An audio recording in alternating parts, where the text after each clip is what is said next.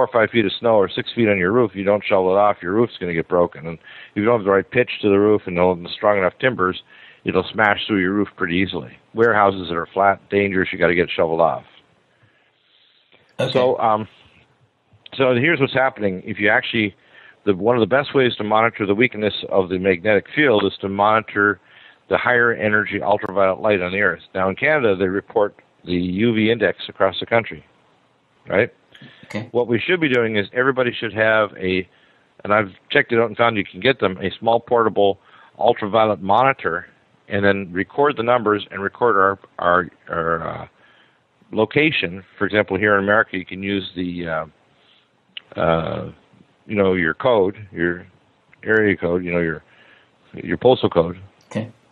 And if you could record longitude and latitude, we could create a real-time map each day that would tell us if there's specific areas of especially weakening magnetic field, which creates the ozone layer to protect us from radiation, because a 45-minute drop of 65 to 75% in the ozone layer would kill, if it was over the oceans, the upper 10 meters, the benthic layer of the ocean that generates 90% of the world's oxygen, and would kill all the grassy plants and one-third of the trees, because one-third of the trees at any one time is in bloom, depending on whether it's mid-year or whatever.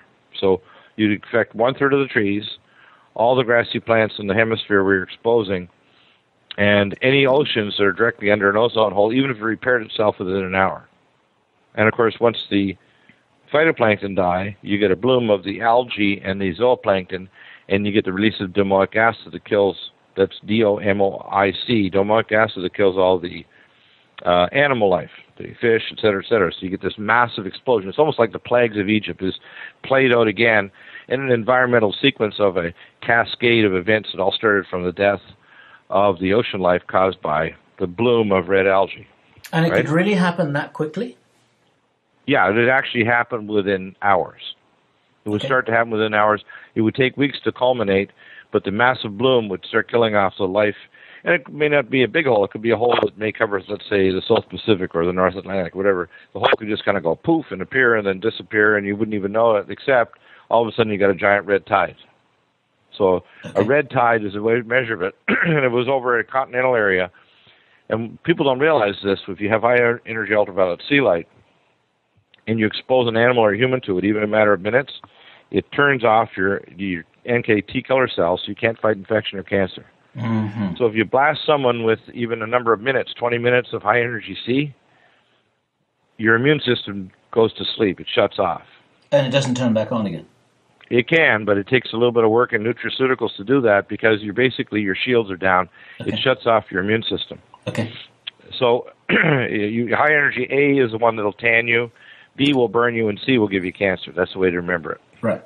Okay. Now, so here's what we have now. So we got some solid things to work from and some science.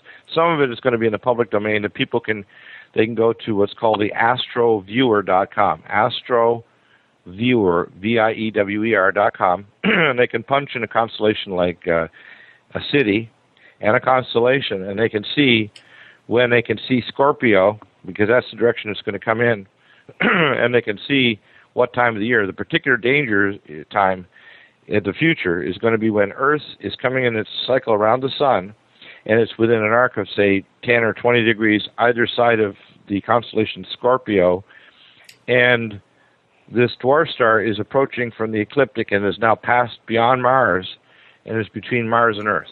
And when is that likely to be? Well, that's the thing. We're making some calculations that if we can see perturbations of the asteroids, and that's why I want people to research and get back to me on this, because people out there listening can check these things out. Once we can see if there's perturbations, meaning they can see the asteroids being disturbed or fired off and land and hit, for example, Jupiter, we can see if there's any impacts of asteroids being yanked into Jupiter or sent elsewhere that can be viewed, like on, they call this blip technology, where you look to see if there's a change, and they call it blip, where you see something that wasn't there the next hour or so many hours later. So the idea is, if there's amateur and professional astronomers out there, they're going to see perturbations indicating that there's something big that's gravitationally affecting these asteroids. And it isn't going to be too long, surely, before that community starts to communicate about this. I mean, once there's going to be whistleblowers inside. There's going to be people, especially if they hear this, they're going to say, well, the jig is up. Because you see, I have regular sources and I have classified sources that have been sending information for about the past 5 years from the SPT, the South Pole Telescope. Now, America was put in an enormous amount of money to the SPT. They also have what's called a neutrino telescope that's actually underneath the ice shelf there. It's built actually underneath the ice, and you can't see it. Yep. It's called a neutrinoscope, and it's a special lab that's set up actually under the ice because neutrinos will zip right through, and you can actually view the neutrinos in that area of the sky because there's nothing to block them. There's no magnetosphere to block it, basically.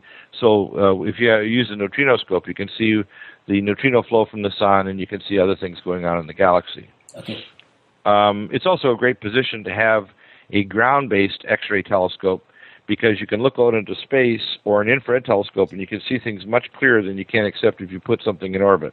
Yeah. Which is why the South Pole Telescope, the SPT, is not just a visual, but it's an infrared type telescope that can see much more than the regular, light-based telescope alone. Sure. Okay. Okay. So they know this is coming in. The globalists have been building giant facilities. We talked about this today with Joel Skousen. Just in Russia, in the Ural Mountains, they built since the late 80s.